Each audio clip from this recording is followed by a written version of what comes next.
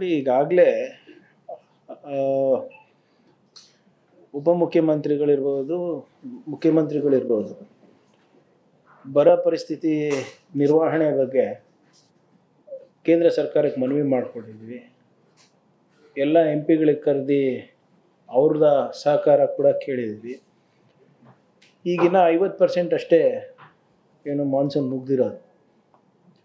ಇನ್ನು ನಾವು ground truthing ಮಾಡಬೇಕು, ಬರದ ಪರಿಸ್ಥಿತಿಯನ್ನು ಕೇಂದ್ರ ಸರ್ಕಾರದ ಮಾನದಂಡದ ಪ್ರಕಾರ ನಾವು ಆಲಿಸಬೇಕು ಅಂದರೆ ಈ ಮಳೆಗಾಲ ಮುಗಿದ ಮೇಲೆ ಆಗ್ಲಿಕ್ಕೆ ಸಾಧ್ಯ ಆಗ್ತದೆ.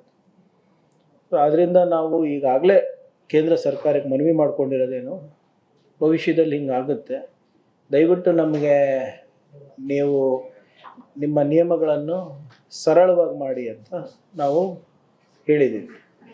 ನೀವು ಸ್ಟ್ರೆಂಥನಿಂಗ್ ಬೇಕಾದರೆ ಮಾಡಿಕೊಡಿ, ಸರಳೀಕರಣ ಸಬಲೀಕರಣ ಎರಡೂ ಇರಲಿ, ಆದರೆ ಇದ್ರ ಬಗ್ಗೆ ಗಂಭೀರವಾಗಿ ತಾವು ಪರಿಗಣಿಸಬೇಕು ಅಂದ್ಬಿಟ್ಟು ನಾವು ಆಗಲೇ ರಿಕ್ವೆಸ್ಟ್ ಮಾಡ್ಕೊಂಡಿದ್ವಿ. ನಮ್ಮ ಎಂ ಪಿಸ್ ಇರ್ಬೋದು, ನಮ್ಮ ಕೇಂದ್ರ ಸರ್ಕಾರದಲ್ಲಿರ್ಬೋದು, ಮತ್ತು ಸಂಬಂಧಪಟ್ಟಂಥ ಕೇಂದ್ರ ಮಂತ್ರಿಗಳಿಗಿರ್ಬೋದು. ಅದರ ಜೊತೆಗೆ ಕಾವೇರಿ ನೀರು ಹಂಚಿಕೆ ಬಗ್ಗೆ ಕೂಡ ಈಗಾಗಲೇ ತಮಗೆಲ್ಲ ಮಾಹಿತಿ ಹೆಚ್ಚಾಗಿದೆ. ನಮ್ಮದು ನಿಲುವು ಕೂಡ ಸ್ಪಷ್ಟವಾಗಿದೆ. ಮೊದಲು ನಮ್ಮ ಜನರ ಬೇಡಿಕೆಯನ್ನು ಈಡೇರಿಸಿದ ಮೇಲೆ ಏನಾದರೂ ಎಕ್ಸೆಸ್ ಇದ್ದರೆ ಆ್ಯಸ್ ಪರ್ ಲಾ ನಾವೇನು ಕೊಡಬೇಕು ನಾವು ನೀಡ್ತೀವಿ. ಆದರೆ ಇದು ಪ್ರಕೃತಿಯ ನಿಯಮ, ಯಾರೂ ಏನೂ ಮಾಡಲಿಕ್ಕೆ ಆಗೋದಿಲ್ಲ. ನಿನ್ನೆ ಕೂಡ ಮಾನ್ಯ ಮುಖ್ಯಮಂತ್ರಿಗಳು ಮಾಧ್ಯಮದ ಮುಖಾಂತರ ಈ ಪರಿಸ್ಥಿತಿಯ ನಿರ್ವಹಣೆಗೆ ಎಲ್ಲರದ್ದು ಸಹಕಾರ ಕೇಳಿದ್ದಾರೆ.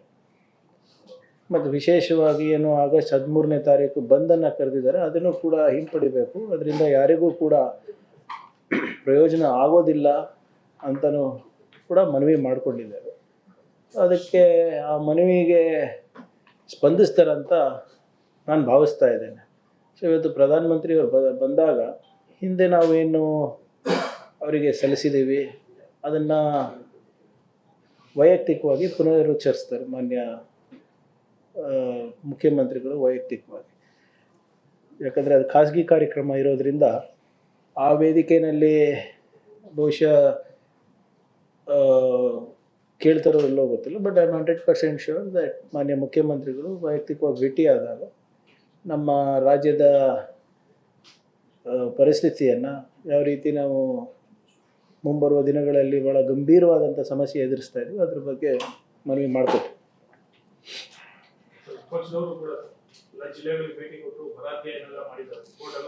ಹೋದ ಬಾರಿದ ರಿಪೋರ್ಟ್ ಏನಾಯಿತು? ಹೋದ ಬಾರಿನೂ ಮಾಡಿದ್ರಲ್ಲ. ನೋಡಿ, ಒಬ್ಬ ವಿರೋಧ ಪಕ್ಷದಲ್ಲಿದ್ದು ಸಕಾರಾತ್ಮಕವಾಗಿ ತಾವು ಟೀಕೆ ಮಾಡೋದಿರಲಿ, ಸಕಾರಾತ್ಮಕವಾಗಿ ಸಲಹೆ ಕೊಡೋದಿರಲಿ, ವಿ ವಿಲ್ ಆಕ್ಸೆಪ್ಟ್. ಸುಮ್ಮನೆ ಫೋಟೋಗೋಸ್ಕರ ಹೋಗೋದು ಬರೋದು ಮಾಡೋದು ಇವ್ರು ಏನು ಮಾಡಿದ್ದಾರೆ ಹೇಳಿ? ಹೋದ ಬಾರಿ ನಮಗೆ ಅತಿವೃಷ್ಟಿನೂ ಆಯಿತು ಮತ್ತು ಅನಾವೃಷ್ಟಿನೂ ಆಯಿತು, ಬರನೂ ಇತ್ತು. ಕೇಂದ್ರ ಸರ್ಕಾರ ನಮಗೆ ಬರಬೇಕಾಗಿರುವ ಪಾಲು NDRFಯಿಂದ ಕೊಟ್ಟಿಲ್ಲ. ನಾವು ಪ್ರತಿಭಟನೆ ಮಾಡಿದ್ವಿ, ದಿಲ್ಲಿಗೆ ಹೋಗಿ ಕೋರ್ಟ್ ಮೊರೆ ಹೋದ್ವಿ, ಕೋರ್ಟ್ ಛೀಮಾರಿ ಹಾಕಿ ನಮಗೆ ಏನು ಬರಬೇಕಾಗಿತ್ತು ಅದರಲ್ಲಿ ಅಲ್ಪ ಸ್ವಲ್ಪ ನಮಗೆ ಕೊಡಿಸಿದ್ರು. ವಿರೋಧ ಪಕ್ಷದವ್ರು ಏನು ಮಾಡಿದ್ರು? ಡಬಲ್ ಇಂಜಿನ್ ಸರ್ಕಾರ ಅಂತ ಹೋದ ಬಾರಿ ಮೋಸ ಮಾಡಿದ್ರು. ಮೋಸ ಮಾಡಿದ್ದಕ್ಕೆ ಜನರು ಸಿಂಗಲ್ ಇಂಜಿನ್ ಮಾಡಿದ್ರು ಇಲ್ಲಿ. ಆದರೆ ಇವರಿಂದ ಏನಾಗ್ತು? What is the use of our MPs, BJP MPs in the parliament? ಇಷ್ಟೆಲ್ಲ ಪ್ರಹ್ಲಾದ್ ಜೋಶಿ ಅವರು ಅಲ್ಲಿ ಹುಬ್ಳಿನಲ್ಲಿ ಏನಾದರೂ ಒಂದು ಮುನ್ಸಿಪಾಲ್ಟಿನಲ್ಲಿ ಏನಾದರೂ ಗಲಾಟೆ ಆದರೆ ನ್ಯಾಷನಲ್ ಇಶ್ಯೂ ಮಾಡ್ತಾರೆ, ಸ್ಟೇಟ್ ಇಶ್ಯೂ ಬಗ್ಗೆ ಯಾವಾಗ ಮಾತನಾಡ್ತಾರೆ ಅವರು?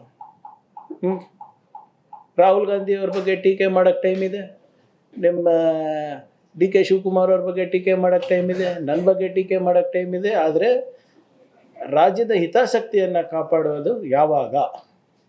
ನಮ್ಮ BJP ನಾಯಕರು ಅವ್ರ ಮೇಲೆ ಏನೂ ಜವಾಬ್ದಾರಿ ಇಲ್ವಾ? ಮೋದಿಯವ್ರ ಮೇಲೆ ಏನೂ ಜವಾಬ್ದಾರಿ ಇಲ್ವಾ? ಬರೀ ನಮ್ಮ ತೆರಿಗೆ ಮಾತ್ರ ಬೇಕಾ ಅವರಿಗೆ? ನಮ್ಮ ಸಾಮರ್ಥ್ಯ ಅಷ್ಟೇ ಬೇಕಾ ಅವರಿಗೆ? What is there responsibility? ಆಮೇಲೆ ಇದು ನಾವು ಕೇಳ್ತಾ ಇರೋದು ನಾವು ಯಾವುದೋ ಒಂದು ಕಾಟಾಚಾರಕ್ಕಲ್ಲ, ಆ್ಯಸ್ ಪರ್ ರೂಲ್ಸ್. ಕೇಂದ್ರದ ನಿಯಮ ಇದೆ, ಸಂವಿಧಾನಿಕವಾಗಿದೆ, ಕಾನೂನಾತ್ಮಕವಾಗಿದೆ, ಅದ್ರ ಪ್ರಕಾರ ಕೇಳ್ತಾ ಇದ್ದೀವಿ, ನಮ್ಮ ಹಕ್ಕು. ಅದಕ್ಕೂ ಕೂಡ ಇವರು ಧ್ವನಿಗೂಡಿಸಲ್ಲ ಅಂದರೆ ಏನು? ಈಗ ಹಿಂದೆ ಸಿದ್ದರಾಮಯ್ಯ ಸಾಹೇಬರು ಚೀಫ್ ಮಿನಿಸ್ಟರ್ ಇದ್ದಾಗೂ ಕೂಡ ಎಲ್ಲ MPC ಕರೆಸಿ ಮಾತಾಡಿದ್ವಿ ಡೆಲ್ಲಿನಲ್ಲಿ. ಒಂದು ಸರಿ ಅಲ್ಲ 2 ಸರಿ ಕರೆಸಿದ್ವಿ, ಅದಾದಮೇಲೆ ಅವ್ರು ಬಂದೇ ಇಲ್ಲ.